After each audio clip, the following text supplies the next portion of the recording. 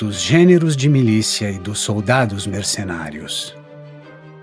Tendo eu falado com pormenor de todas as causas da boa ou má sorte dos principados, e considerado as causas de sua boa ou má sorte, demonstrando os meios por que se puderam conquistar e manter, resta-me agora falar a respeito dos meios ofensivos e defensivos que neles se podem achar necessários.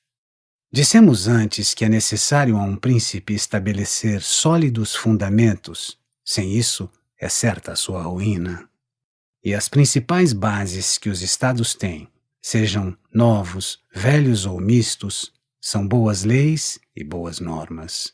E como não podem existir boas leis onde não há armas boas, e onde há boas armas convém que existam boas leis, irei me referir apenas às armas. Direi, pois, que as forças com que um príncipe mantém o seu estado são próprias ou mercenárias, auxiliares ou mistas. As mercenárias e auxiliares são inúteis e perigosas. Se alguém tiver o seu estado apoiado em tal classe de forças, não estará nunca seguro. Não são unidas aos príncipes, são ambiciosas, indisciplinadas, infiéis, insolentes para com os amigos, mas covardes perante os inimigos, não temem a Deus, nem dão fé aos homens, e o príncipe só adia a própria ruína na medida em que adia o ataque. Assim, o Estado é espoliado por elas na paz e, na guerra, pelos inimigos. A razão disso é que não tem outro amor nem outra força que as mantenha em campo, senão uma pequena paga, o que não basta para fazer com que queiram morrer por ti. Querem muito ser teus soldados enquanto não fazes a guerra, mas se esta vier, fogem ou se despedem. Não me será muito difícil explicá-lo, pois a atual ruína da Itália não é causada por outra coisa senão por isso, que durante muitos anos esteve apoiada em armas mercenárias. Estas chegaram a fazer algo em benefício de alguns e pareciam valorosas quando combatiam umas às outras, mas, chegado o estrangeiro, logo mostraram o que eram. Facílimo foi, por isso, a Carlos, rei da França, conquistar a giz a Itália inteira. Dizia a verdade quem dizia que a culpa toda era nossa, mas não a que pensava, e sim a de que foram causa os erros expostos acima. E como eram culpados os príncipes, foram eles que sofreram a pena. Quero, contudo, demonstrar mais claramente a má qualidade destas tropas. Os capitães mercenários ou são grandes militares ou não são nada. Se o forem, não te poderás fiar neles, porque aspirarão sempre à própria glória, ou abatendo a ti, que és o seu patrão, ou oprimindo a outrem contra a tua vontade. Se não forem grandes capitães, irão te arruinar por isso mesmo. E se alguém responder que, mercenário ou não, quem estiver com a força agirá sempre da mesma forma, replicarei que as tropas devem ser usadas por um príncipe ou por uma república. O príncipe em pessoa é quem deve constituir-se capitão. A república deve mandar para esse posto um de seus cidadãos e, quando for infeliz na escolha, deve logo substituí-lo. E se revelar um homem de valor no seu posto, deve a república assegurar-se mediante leis contra o capitão, para que não exorbite ele das suas funções. A experiência ensina que os príncipes, agindo por si mesmos, e as repúblicas armadas alcançam grandes progressos, ao passo que as armas mercenárias só causam danos.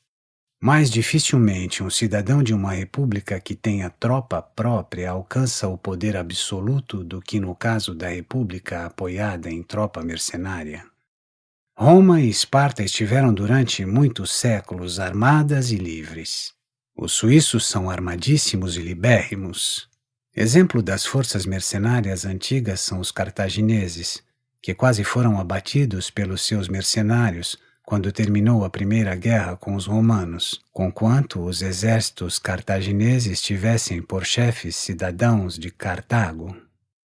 Filipe da Macedônia foi feito pelos tebanos capitão da sua gente depois da morte de Epaminondas, e depois da vitória tirou-lhes a liberdade. Os milaneses, morto o duque Filipe, assalariaram Francesco Sforza para que atacasse os venezianos, e vencido o inimigo em Caravaggio, Sforza juntou-se aos inimigos para oprimir os milaneses, seus patrões. Já Múzio Sforza, seu pai, servindo a rainha Joana de Nápoles, deixou-a em certo momento sem exército. Para não perder o reino, foi ela obrigada a lançar-se aos braços do rei de Aragão, e se os venezianos e florentinos, pelo contrário, alargaram seu império com tropas mercenárias, seus capitães não se tornaram príncipes, e se os defenderam sempre tem-se que os florentinos, neste caso, foram favorecidos pela sorte, pois dos capitães de valor a quem podiam temer, alguns não venceram, outros tiveram de lutar contra rivais, outros ainda dirigiram a ambição em outros rumos. O que não venceu foi Giovanni Alcucci, do qual, por não ter vencido, não se pôde conhecer a fidelidade, mas ninguém deixará de reconhecer que, se vencesse, os florentinos estariam à sua mercê. Sforza teve sempre contra si os partidários de Braccio, vigiando-se eles mutuamente.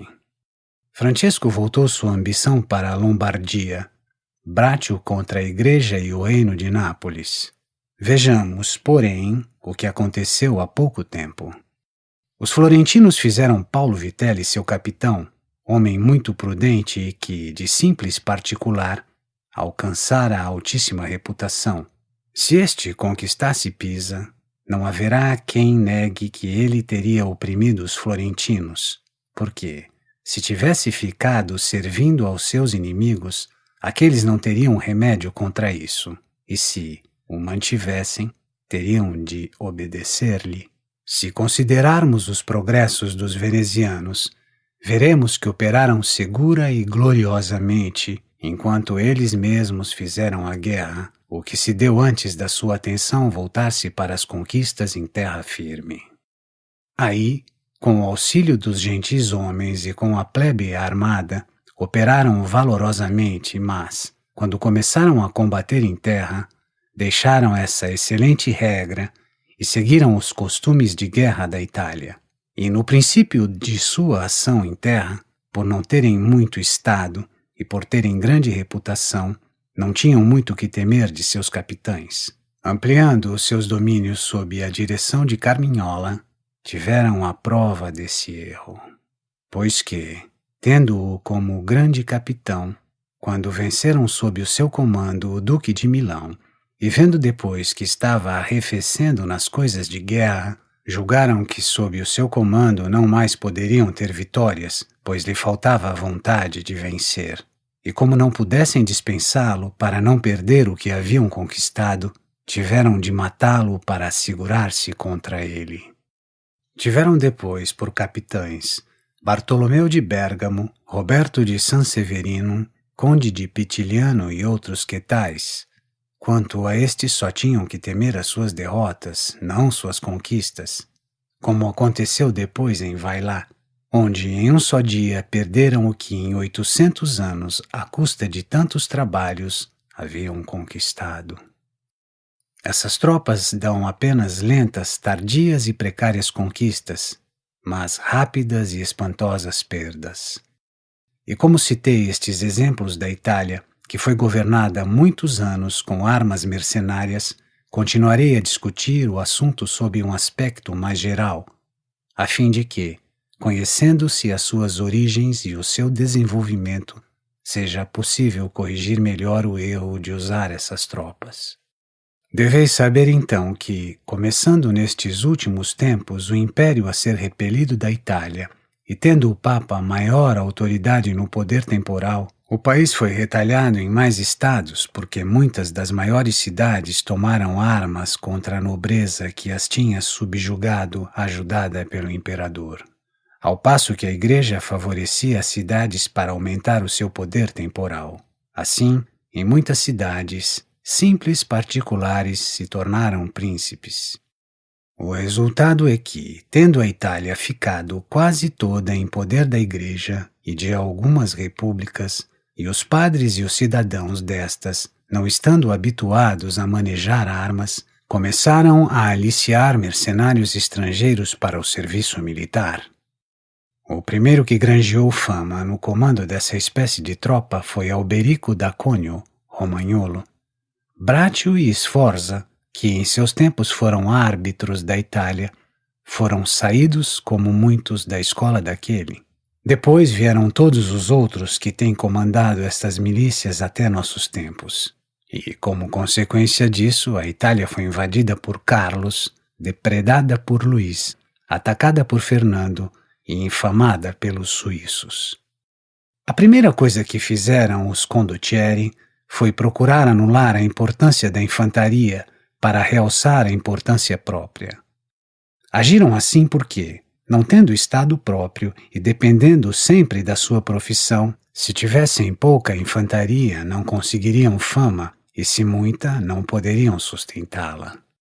Reduziram-se, portanto, quase exclusivamente à cavalaria, pois, com pequeno número de cavaleiros, achavam apoio e honras sem grandes encargos. Isso chegou a tal ponto que, num exército de 20.000 homens, não havia 2.000 infantes. Empregavam ademais os capitães todos os meios para afastar de si e dos soldados o medo e o trabalho, poupando-se nos combates e fazendo-se prender uns aos outros sem resgate. Não atacavam as cidades de noite, e os que defendiam as cidades não atacavam os sitiantes, e nem queriam combater no inverno. Tudo isso lhes era permitido pelo seu código militar que, como se disse, tinha o objetivo de evitar trabalhos e perigos.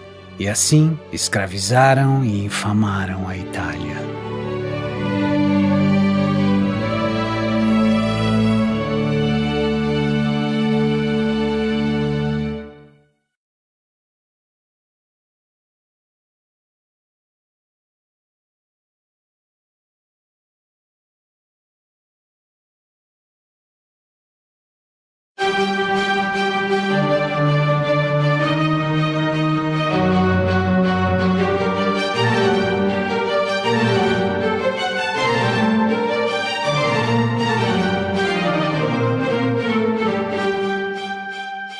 Dos gêneros de milícia e dos soldados mercenários.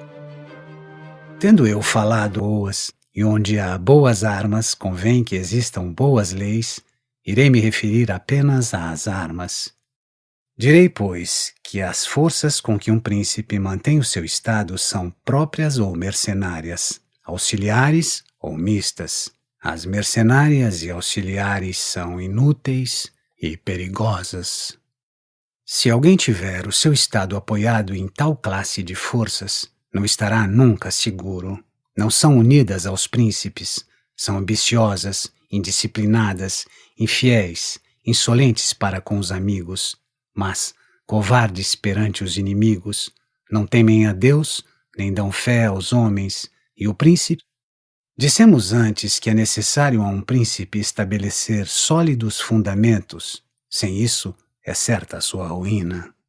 E as principais bases que os estados têm, sejam novos, velhos ou mistos, são boas leis e boas normas. E como não podem existir boas leis onde não há armas com o pormenor de todas as causas da boa ou má sorte dos principados, e considerado as causas de sua boa ou má sorte, demonstrando os meios por que se puderam conquistar e manter, resta-me agora falar a respeito dos meios ofensivos e defensivos que neles se podem achar necessários.